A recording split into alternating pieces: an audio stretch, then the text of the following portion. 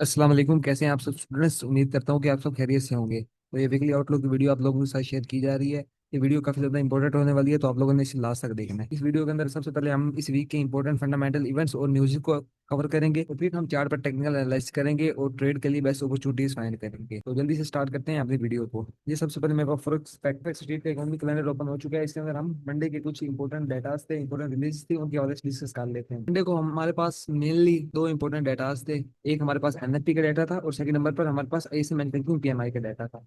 इनके हवाले से हम डिस्कस कर लेते हैं। एनएफपी के डाटा को अगर हम चेक करें तो एनएफपी का डाटा हमारे पास ओवरऑल नेगेटिव आया है। अगर हम होल्ड एंडिंग में चेक करें तो प्रीवियस जो रीडिंग थी वो 0.2 थी, और जो एक्चुअल रीडिंग आई है वो 0.3% आई है। ये डाटा ओवरऑल ठीक आ गया। उसके बाद अगर हम सेकंड नंबर पर देखें तो जो ओवरऑल हमारे पास हेडलाइन नंबर होते हैं नॉन फार्म एम्प्लॉयमेंट के, तो प्रीवियस जो रीडिंग थी वो तकरीबन थी 140 के की, और जो एक्चुअल डाटा आया वो आया 73 के का। तो ये डाटा हमारे पास काफी ज्यादा वीक आया है। जो फोरकास्ट की जा रही थी वो 110 के की जा रही थी, और जो एक्चुअल डाटा है वो हमारे पास काफी ज्यादा वीक आया है। उसके बाद अगर हम अनएम्प्लॉयमेंट रेट में देखें तो अनएम्प्लॉयमेंट रेट प्रीवियस हमारे पास जो रीडिंग थी 4.1% की थी, और एक्चुअल जो डाटा है वो 4.2% का है। मानी 0.1% अनएम्प्लॉयमेंट रेट बढ़ गई है, बेरोजगारी की शरह बढ़ गई है। तो ये डाटा हमारे पास ओवरऑल नेगेटिव आया है। इसकी वजह से डीएक्सवाई वीक हुआ। ये जो 14 के आपको नजर आ रहा है ये 140 के से रिवाइज होकर 14 के पर आ गया। ये डाटा रिवाइज हुआ है। उसके बाद सेकंड नंबर पर हमारे पास काफी ज्यादा इंपॉर्टेंट आई है मैन्युफैक्चरिंग पीएमआई का डाटा था। इसकी मेनली चार रिलीज होती है, इसके वजह से हम डिस्कस कर लेते हैं। अगर हम मैन्युफैक्चरिंग एम्प्लॉयमेंट इंडेक्स में देखें तो प्रीवियस रीडिंग 45% की थी। अब जो एक्चुअल डाटा है वो 43.4 का है। ये डाटा नेगेटिव है हमारे पास। उसके बाद अगर हम न्यू ऑर्डर्स में देखें तो न्यू ऑर्डर्स का प्रीवियस जो रीडिंग थी वो 46.4 थी, एक्चुअल रीडिंग 47.1 आई है। इस डाटा के अंदर हल्की सी इंप्रूवमेंट देखी गई है। उसके बाद अगर हम ऐसे मैन्युफैक्चरिंग पीएमआई को देखें हेडलाइन नंबर को, तो प्रीवियस रीडिंग 49 थी, एक्चुअल रीडिंग जो आई है 48 आई है। ये डाटा हमारे पास काफी ज्यादा नेगेटिव आ गया है। उसके बाद अगर हम प्राइस पेड को चेक करें तो 69.7 प्रीवियस रीडिंग थी, और जो एक्चुअल रीडिंग आई है वो 64.8 आई है। ये डाटा हमारे पास काफी ज्यादा नेगेटिव आ गया है। ओवरऑल अगर हम डाटा को चेक करें तो डाटा हमारे पास बेरिश इंडिकेट कर रहा है कि डीएक्सवाई के अंदर हमें सेलिंग देखने को मिलेगी। और उसके बाद हमारे पास यूनिवर्सिटी ऑफ मिचिगन के कुछ कंज्यूमर सेंटीमेंट और इन्फ्लेशन एक्सपेक्टेशन का डाटा था। अगर हम इन्फ्लेशन एक्सपेक्टेशन में देखें तो प्रीवियस जो रीडिंग थी 5 ईयर इन्फ्लेशन एक्सपेक्टेशन में वो 3.6 की थी, और जो एक्चुअल डाटा है वो 3.4 का है। तो इन्फ्लेशन एक्सपेक्टेशन कम हुई है 5 ईयर में, और उसके बाद 4 ईयर में प्रीवियस रीडिंग वो 4.4 थी। अब जो एक्चुअल डाटा है 4.5% है। इसके अंदर हल्की सी इंप्रूवमेंट है। अगर हम कंज्यूमर सेंटीमेंट में देखें तो प्रीवियस जो रीडिंग थी वो 61.8 की थी, एक्चुअल जो डाटा है वो 61.7 आया है। इसके अंदर हल्की सी कमी देखने को मिली है। और अगर हम कंज्यूमर एक्सपेक्टेशन की बात करें तो उसके अंदर प्रीवियस रीडिंग हमारे पास 58.6% थी, एक्चुअल जो रीडिंग आई है वो 57.7 की आई है। ओवरऑल अगर आप डाटा को एनालाइज करें, डाटा को चेक करें, तो ओवरऑल डाटा हमारे पास नेगेटिव आया है। अब चार्ट के ऊपर चेक करें आपको नेगेटिव ही रीडिंग नजर आ रही है, तो ये हमें इंडिकेट कर रहा है डीएक्सवाई के अंदर सेलिंग आ सकती है। डीएक्सवाई के अंदर डीएक्सवाई को आगे आने वाले दिनों में हम सेल ही देखेंगे इस डाटा के बेस पे। हम ऐसा करते हैं कि इस वीक के अहम फंडामेंटल इवेंट्स के हवाले से डिस्कस कर लेते हैं। ये मेरे पास फॉरेक्स फैक्ट्री ओपन हो गया है। फॉरेक्स फैक्ट्री के अंदर हम इस वीक के इंपॉर्टेंट फंडामेंटल इवेंट्स के हवाले से डिस्कस करते हैं। इस वीक हमारे पास सिर्फ दो ही इंपॉर्टेंट रिलीज हैं, आईएसएम सर्विस पीएमआई का डाटा और अनएम्प्लॉयमेंट क्लेम्स का डाटा, और कोई हमारे पास मीडियम इम्पैक्ट या हाई इम्पैक्ट रिलीज नहीं है इस वीक में। तो ट्यूसडे को सब हमारे पास काफी ज्यादा इंपॉर्टेंट आईएसएम सर्विसेज पीएमआई के डाटा है। इसकी भी चार रिलीज होती हैं। आईएसएम सर्विसेज प्राइस इंडेक्स, उसके बाद न्यू ऑर्डर्स, उसके बाद एम्प्लॉयमेंट इंडेक्स, और उसके बाद आईएसएम सर्विसेज पीएमआई। तो अगर आप डिटेल से इसे वॉच करना चाहते हैं तो एफएक्स या इन्वेस्टिंग.com की इकोनॉमी कैलेंडर में आपको इसके सारे कंपोनेंट मिल जाएंगे, सारी रिलीज मिल जाएंगी। आप वहां से इसे चेक कर लेते हैं। अगर आप हेडलाइन नंबर को देखें तो प्रीवियस जो रीडिंग थी वो 50.8 की थी, और जो फोरकास्ट की जा रही है वो 51.5 की जा रही है। हल्की सी इंप्रूवमेंट देखी जा रही है। अगर ये डाटा पॉजिटिव आता है तो इससे यूएसडी स्ट्रॉन्ग होगा, अगर ये डाटा नेगेटिव आता है तो उससे डीएक्सवाई वीक होगा। अनएम्प्लॉयमेंट क्लेम्स का डाटा, उसके बाद हमारे पास ये वीकली डाटा है। अगर हम इसमें चेक करें तो प्रीवियस रीडिंग 218 के की है, और जो फोरकास्ट की जा रही है वो 221 के की जा रही है। यानी अनएम्प्लॉयमेंट क्लेम्स को बढ़ता हुआ देखा जा रहा है। अगर डाटा पॉजिटिव आता है तो इससे यूएसडी स्ट्रॉन्ग होगा। अगर अनएम्प्लॉयमेंट क्लेम्स कम आते हैं 221 के से, तो ये डीएक्सवाई के लिए पॉजिटिव साइन होगा। बाकी ये वीकली डाटा होता है, इसका कोई ज्यादा इंपैक्ट नहीं पड़ता। तो ये थे इस वीक के हमारे पास इंपॉर्टेंट फंडामेंटल इवेंट्स। अब हम ऐसा करते हैं कि इंपॉर्टेंट न्यूज़ के हवाले से डिस्कस कर लेते हैं। ये मेरे पास एक न्यूज आर्टिकल ओपन हो चुके हैं, हम इसे एनालाइज कर लेते हैं डीपली। गोल्ड और एज इसमें US NFP data and Asian tension spark safe haven demand. सोने की कीमत में कमी देखने को मिली है। उसकी जो मेन रीजन है वो है एनएफपी का डाटा। मैंने आपको पहले वहां पे एनालाइज करके बताया कि एनएफपी का जो डाटा है वो हमारे पास ओवरऑल नेगेटिव है, जिसका डीएक्सवाई के ऊपर नेगेटिव इंपैक्ट पड़ना था, और डीएक्सवाई के ऊपर नेगेटिव इंपैक्ट पड़ा है। डीएक्सवाई में हमें सेलिंग देखने को मिली है, और गोल्ड के अंदर एक बुलिश करेक्शन देखने को मिली है। गोल्ड के ऊपर इसका बुलिश इंपैक्ट पड़ा है। और जो गोल्ड के अंदर पंप देखने को मिला उसकी जो सेकंड रीजन थी वो यूएस और जो रशिया की ट्रेड टेंशन हैं, ट्रेड टेंशन और दूसरी जो अनसर्टेनिटी टेंशन वगैरह चल रही हैं, इसकी वजह से सोने की कीमत में हमें एक पंप देखने को मिला है। Gold price rallies to 3350 after US farm payroll report show 73 की जॉब्स एडिट इन जुलाई। सोने की कीमत में हमें इजाफा देखने को मिला है। इसकी मेन रीजन ये थी कि एनएफ का जो डाटा तो वो हमारे पास ओवरऑल वीक है। मई जून पेरोल रिवाइज डाउन बाय 258 के labour market turmoil support fact doves push for cuts. जो एनएपी का डाटा हमारे पास ओवरऑल नेगेटिव है, ये फेडरल रिजर्व को पुश कर रहा है कि वो रेट कट करें। और अब एक्सपेक्टेशन है कि फेडरल रिजर्व की जो नेक्स्ट मीटिंग है, नेक्स्ट जो पॉलिसी मीटिंग का रेट डिसीजन है, उसके अंदर एक रेट कट एक्सपेक्टेड है 25 बेसिस पॉइंट का। Fed fund future now price 76% और over 25 basis point rate cut in September meeting. जो नेक्स्ट सितंबर की मीटिंग है उसके अंदर 76% चांसेस है कि एक रेट कट होगा 25 बेसिस पॉइंट का। ये रेट कट के और बढ़ने के दो रीजंस हैं। एक तो ये एनएफपी का डाटा हमारे पास ओवरऑल वीक आ गया, जो हमें इंडिकेट कर रहा है कि लेबर मार्केट में कंट्रैक्शन देखने को मिल रही है। और उसके बाद हमारे पास जो आई है मैन्युफैक्चरिंग पीएमआई का डाटा नेगेटिव आया है। ये चीज इन्हें पुश कर रही है कि जो रेट कट है वो किया जाए। उसके बाद आई manufacturing PMI show sector remain in recessionary territory, UM consumer sentiment deteriorates. ऐसे मैन्युफैक्चरिंग पीएमआई का जो डाटा है वो नेगेटिव है हमारे पास। और जो university of Michigan consumer sentiment है वो भी हमारे पास डाटा वीक आया। और इन्फ्लेशन एक्सपेक्टेशन का डाटा वो भी हमारे पास ओवरऑल वीक ही है। और ये चीज ओवरऑल हमें इंडिकेट कर रही है कि डीएक्सवाई आगे आने वाले दिनों में डाउन साइड या सेल साइड जा सकता है। और गोल्ड का इसके ऊपर गोल्ड पर इसका बुलिश इंपैक्ट पड़ेगा। गोल्ड के लिए ये पॉजिटिव साइन है, पॉजिटिव चीज है। ये हम इसे थोड़ा सा मजीद डीपली एनालाइज कर लेते हैं। ये हमारे पास कुछ इंपोर्टेंट न्यूज़ हैं, उनको हम पढ़ लेते हैं। On the geopolitical front, US president Donald Trump revealed a wave of tariffs on dozen of trading partners. America के सदर डोनाल्ड ट्रंप ने अपने डजन ऑफ ट्रेडिंग पार्टनर्स पर दोबारा टैरिफ लगाने का ऐलान किया है। टैरिफ लगाने का ऐलान किया है। ये चीज दोबारा ट्रेड अनसर्टेनिटीज को वापस लेके आ रही है। ये चीज है तजारती कशीदगी को बढ़ाएगी, जिससे सेफ हेवन की डिमांड बढ़ेगी, सेफ हेवन एसेट की डिमांड बढ़ेगी। और ये चीज गोल्ड के लिए पॉजिटिव है, सोने की कीमत इससे बढ़ेगी। और सेकंड नंबर पर जो रशिया के डिप्टी चेयरमैन है, उन्होंने कहा है कि जो ट्रम्प है वो हमारे साथ ट्रम्प रशिया के अल्टीमिज्म के साथ एक गेम खेल रहा है। और ये चीज जंग की तरफ कदम रख रही है। ये चीज जंग की तरफ एक कदम है इनका, अमेरिका का। तो ये जो चीज है ये दोबारा जियोपॉलिटिकल टेंशंस हैं और जियोपॉलिटिकल अनसर्टेनिटीज हैं, उसमें कशीदगी पैदा कर रही है। और ये चीज भी गोल्ड को सपोर्ट कर सकती है। अगर हम मजीद चेक करें तो इसके जवाब में जो अमेरिका के सदर डोनाल्ड ट्रंप है, Trump dispatch two nuclear submarines to the position at appropriate region in response to Russian deputy chairman. ये रशिया के डिप्टी चेयरमैन के जवाब के अंदर डोनाल्ड ट्रंप ने दो न्यूक्लियर सबमरीन्स तैनात करने का हुक्म दिया है। ये जो ओवरऑल चीज है हमें इंडिकेट कर रही है कि जियोपॉलिटिकल टेंशंस और जियोपॉलिटिकल जो अनसर्टेनिटीज है दोबारा वापस आ रही हैं। तजारती कशीदगी बढ़ रही है। एक साइड पे डोनाल्ड ट्रंप टैरिफ लगा रहा है, दूसरी साइड पे जो यूएस और जो रशिया की आपस में अनसर्टेनिटी है वो बढ़ रही है। तो ये चीज इंडिकेट कर रही है कि आगे आने वाले दिनों के अंदर गोल्ड मजीद बाय साइड जा सकते हैं, मजीद बाय साइड करेक्शन ले सकते हैं। तो अब हम ऐसा करते हैं कि चार्ट पर जाते हैं और टेक्निकल एनालिसिस करते हैं और इस वीक ट्रेड के लिए बेस्ट अपॉर्चुनिटीज फाइंड करते हैं। अगर हम फंडामेंटल्स को डिस्कस करें जो मैंने अभी आपके साथ डिस्कस किए हैं, तो डीएक्सवाई में हमें सेलिंग देखने को मिल रही है और गोल्ड के अंदर हमें बाइंग नजर आ रही है फंडामेंटली। ये सबसे पहले मेरे पास यूएस ट्रेजरी यील्ड का चार्ट ओपन हो गया है। हम इस यील्ड के हवाले से डिस्कस करते हैं और यील्ड को एनालाइज करते हैं। यूएस ये ट्रेजरी यील्ड का चार्ट है। अगर ये चार्ट डाउन साइड जाए तो इसका डीएक्सवाई पर नेगेटिव इंपैक्ट पड़ता है। अगर हम इसे चेक करें कि इस वीक इसके अंदर सेलिंग नजर आ रही है यूएस 10 ईयर ट्रेजरी यील्ड के अंदर, तो डीएक्सवाई के अंदर भी हमें सेलिंग अपॉर्चुनिटी देखनी चाहिए। क्योंकि अगर ये डाउन साइड आती है ट्रेजरी यील्ड तो डीएक्सवाई पर इनका नेगेटिव इंपैक्ट पड़ता है। तो डीएक्सवाई में भी हमें सेलिंग देखने को मिलती है। अगर इसके अंदर हम वीकली कैंडल चेक करें तो इस वीक की कैंडल एक स्ट्रॉन्ग बेरिश कैंडल क्लोज हुई है, जो कि हमें इंडिकेट कर रही है कि नेक्स्ट वीक भी हमारे पास बेरिश है। अगर हम डेली टाइम फ्रेम में जाएं तो डेली टाइम फ्रेम के अंदर जो कल कैंडल क्लोज हुई है वो एक स्ट्रॉन्ग बेरिश कैंडल क्लोज हुई है, जो कि हमें इंडिकेट कर रही है कि जो नेक्स्ट कैंडल होगी वो भी हमारे पास बेरिश ही होगी। ओवरऑल मार्केट एक डिमांड लेवल के ऊपर है, एक ऑर्डर ब्लॉक लेवल के ऊपर है। यहाँ से मार्केट में हल्की फुल्की रिट्रेसमेंट भी आ सकती है बाय साइड। H4 के अंदर चेक करें तो H4 के अंदर भी मार्केट में ओवरऑल सेलिंग ही है। ये मैंने आपको एक जोन बताया था कि यहाँ से मार्केट गिर सकती है। मार्केट ने तकरीबन 2 मरतबा इसे टैप किया और 2 मरतबा ही मार्केट यहाँ से गिरी है। तो इस वक्त मार्केट में हमें स्ट्रॉन्ग सेलिंग नजर आ रही है। ये लो हमारे पास पड़ा है।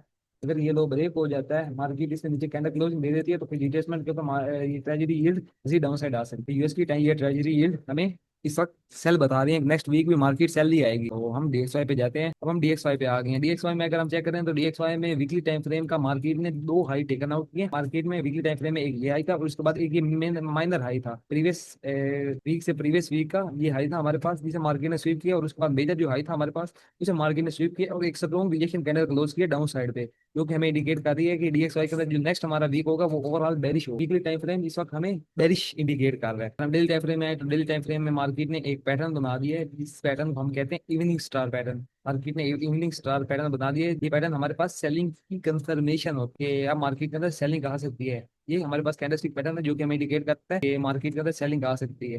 डेली टाइम फ्रेम के मुताबिक जो डेली कैंडल क्लोज हुई है वो स्ट्रॉन्ग बेरिश कैंडल क्लोज हुई है, जो कि हमें इंडिकेट करती है नेक्स्ट कैंडल सेल की बनेगी। जो हमारा डेली बेयस है वो भी बेरिश है। तो H4 के अंदर चेक करें तो H4 के अंदर मार्केट ने अपना मेजर चेंज ऑफ फैक्टर किया था। उसके बाद ये हमारे पास इस जगह पर इंड्यूसमेंट मार दी थी। इंड्यूसमेंट लिए मार्केट ने डिसीजन पॉइंट ऑफ इंटरेस्ट पर है मार्केट इस वक्त। अगर हम इस लेवल पर देखें तो इस लेवल पर मार्केट में एग्रेसिव सेलिंग आई है। एनएफपी और आईएसएम जो मैन्युफैक्चरिंग पीएमआई का डाटा था उसकी वजह से मार्केट के अंदर एग्रेसिव सेलिंग आई है और मार्केट इस जोन पर आ गई है। अगर हम इस एग्रेसिव सेलिंग को देखें तो मार्केट मजीद डाउन साइड आ सकती है। ये हमारे पास लो पड़ा है जिसे मार्केट ने अगेंस्ट स्वीप किया है।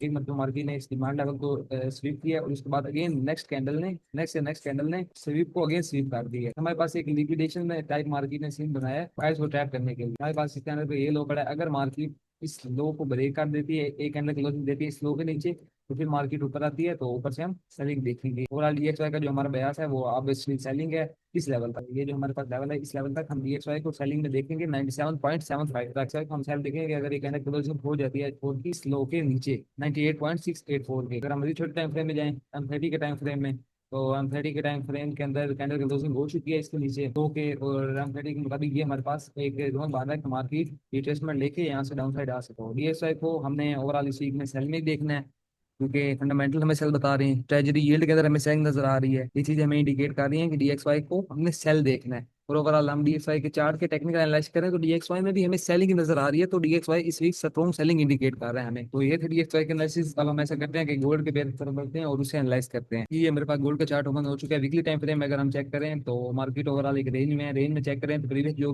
वीक की जो कैंडल क्लोज हुई थी वो एक स्ट्रॉन्ग रिजेक्शन के साथ क्लोज हुई थी, जो कि हमें इंडिकेट कर रही थी नेक्स्ट वीक हमारे पास बेरिश बनेगा। नेक्स्ट वीक में मार्केट सेल आई और मार्केट ने जो क्लोजिंग दी है प्रीवियस वीक का लो टेकन आउट करके एक स्ट्रॉन्ग रिजेक्शन कैंडल क्लोज की है अप साइड पे। बाइक की एक strong rejection candle down side पे देकर क्लोज की है। अप साइड पे देखें तो ऊपर बिल्कुल ना होने के बराबर छोटी सी रिजेक्शन है, जो कि हमें इंडिकेट कर रही है कि नेक्स्ट जो कैंडल होगी वो हमारे पास एक स्ट्रॉन्ग बुलिश कैंडल होगी गोल्ड के अंदर। इस वीक गोल्ड के अंदर हमें बाइंग देखने को मिलेगी। Geopolitical tensions and geopolitical uncertainty gold के अंदर इतना बड़ा मूव आया है। अगर हम डेली टाइम फ्रेम में देखें तो डेली टाइम फ्रेम में मार्केट ने अपने प्रीवियस जो हमारा था बेरिश कैंडल का हाई उसे ब्रेक कर दिया है। कि हमारे पास एमएसएस हो गया मार्केट का डेली टाइम फ्रेम के मुताबिक स्ट्रक्चर शिफ्ट हो गया है। एक सपोर्ट लेवल के ऊपर मार्केट ने अपना एमएसएस दिया जो कि हमारे पास इंडिकेशन है तो मार्केट आप बाय साइड जा सकती है। मार्केट आप बाय साइड जाएगी। डेली बयास है वो हमारा बुलिश है। अगर हम कल कैंडल चेक करें तो हमारे पास स्ट्रॉन्ग बुलिश क्लोज हुई है, जो कि हमें इंडिकेट कर रही है कि नेक्स्ट कैंडल भी हमारे पास बुलिश ही क्लोज होगी। मार्केट रिट्रेसमेंट ले सकती है लेकिन ओवरऑल जो हमारा बयास होगा वो बुलिश ही होगा। H4 के टाइम फ्रेम में अगर हम आए तो H4 के टाइम फ्रेम में यहाँ पे मार्केट ने H4 के टाइम फ्रेम में मार्केट ने अपना प्रीवियस जो हाई है उसे ब्रेक कर दिया है। मार्केट ने अपना स्ट्रक्चर जो है शिफ्ट कर दी है। मार्केट ने अपना स्ट्रक्चर शिफ्ट कर दिया है। उसके बाद H4 के अंदर हमें अभी बाइंग नजर आ रही है। H1 के टाइम फ्रेम में आ जाते हैं। H1 के टाइम फ्रेम में है तो यहाँ पे हमारे पास एक किस्म का सप्लाई जोन था, जिसकी वजह से मैंने आपको बताया था कि अगर मार्केट इसे स्वीप करे तो यहाँ पे आपको सेलिंग मिलेगी। लेकिन एनएफपी के अंदर मार्केट के अंदर एक अच्छा खासा पंप आया, इसे ब्रेक कर दिया। मार्केट ने स्वीप किया ही नहीं और ना ही हमें अपॉर्चुनिटी दी, मौका दिया बाई करने के लिए, सेल करने के लिए। तो यहाँ से हमारी एंट्री नहीं बनती थी सप्लाई जोन से, मार्केट ने इसे ब्रेक कर दिया। मैं तो चार्ट क्लियर कर लूँ उसको, उसके बाद मैं आपको इस वीक ट्रेड के लिए बाइंग एंड बाइंग जोन बताता हूँ। हम अगेन से H4 के टाइम फ्रेम में आ गए। H4 के टाइम फ्रेम में अगर हम चेक करें तो मार्केट ने अपना जो प्रीवियस हाई है ब्रेक कर दिया है। यहाँ पर हमारे पास H4 के अंदर कितने स्ट्रक्चर है वो शिफ्ट हो चुके हैं। बाय H4 में अगर चेक करें तो H4 के अंदर हमारे पास एक ये एरिया बना है। ये डबल ओ का एक किस्म का एरिया, एक किस्म का हमारे पास ये डिमांड एरिया भी है। तो ये हमारे पास एक बेस्ट बाइंग जोन है। अगर मार्केट यहाँ पर डाउन साइड आ जाती है, होप तो मार्केट यहाँ पर डाउन साइड आ जाए तो हम यहाँ से एक best long term opportunity avail करेंगे। अगर मार्केट डाउन साइड आ जाती है तो हम यहाँ से बाय करेंगे और यहाँ से हमें एक बेस्ट बाइंग अपॉर्चुनिटी मिलेगी। थोड़े टाइम फ्रेम में जाएं H1 टाइम फ्रेम के अंदर तो हमारे पास यहाँ पर एक और बाइंग जोन भी है। यहाँ पर H1 टाइम फ्रेम के मुताबिक हमारे पास ये एक बाइंग जोन है। ये हमारे पास ऑर्डर ब्लॉक है। ये हमारे पास कंप्लीट यहाँ का बाइंग जोन, इसका लो मार्क कर लेते हैं। अगर मार्केट ये जो एरिया है H1 का इसके लो को स्वीप करे तो आपको बेस्ट बाइंग अपॉर्चुनिटी मिलेगी। अदरवाइज स्वीप नहीं करती तो आप इन जोन कंफर्मेशन देखकर भी ट्रेड कर सकते हैं। ये जोन भी हमारे पास काफी ज्यादा बेस्ट है ट्रेड के लिए। उसके बाद अगर हम मजीद छोटे टाइम फ्रेम में जाएं M15 के टाइम फ्रेम में, M15 के टाइम फ्रेम में भी ट्रेड के लिए यही सेम जोन बन रहा है।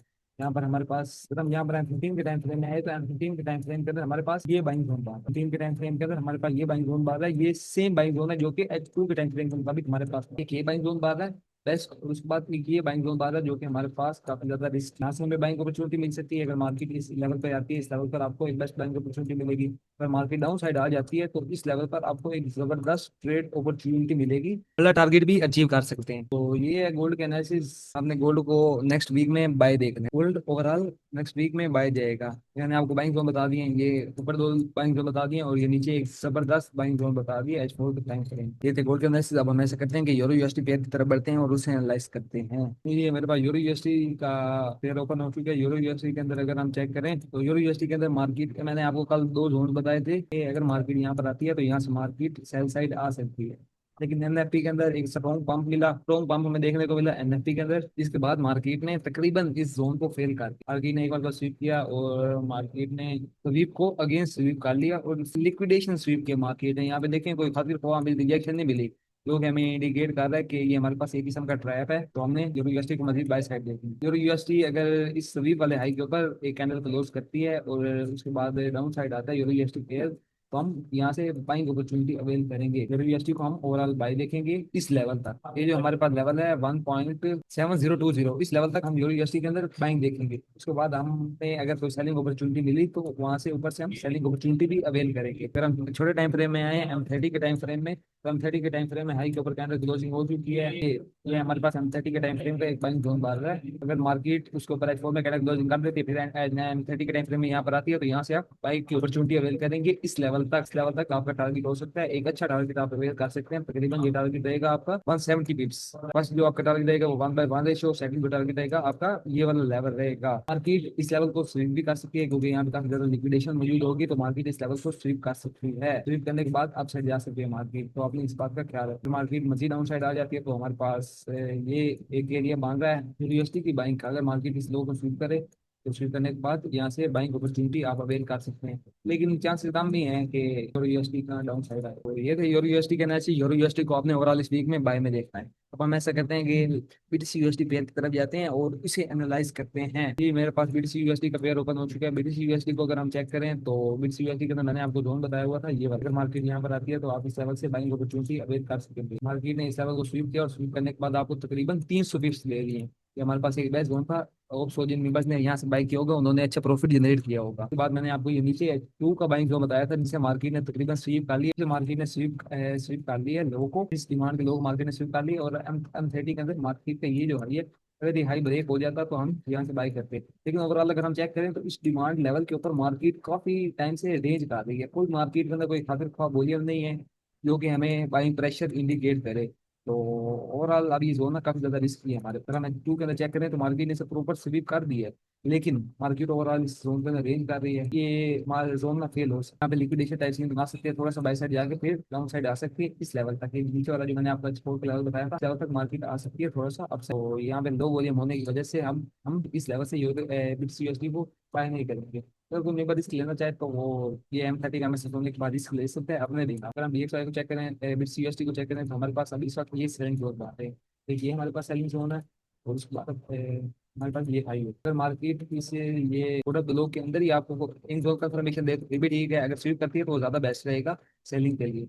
अगर मार्केट इसको ब्रेक कर देती है, ऊपर हाई है, हाई को स्वीप करती है तो हाई को स्वीप करने के बाद आपको यहाँ से ऊपर से एक सेलिंग अपॉर्चुनिटी मिलेगी बेस्ट, से आप अवेल कर सकेंगे। तो ये थी हमारी वीकली आउटलुक की video based on fundamental and technical analysis. Hope so आप सब लोगों को ये वीकली आउटलुक की वीडियो पसंद आई होगी। मिलते हैं जल्दी इंशाल्लाह एक नई वीडियो के साथ। अल्लाह हाफिज।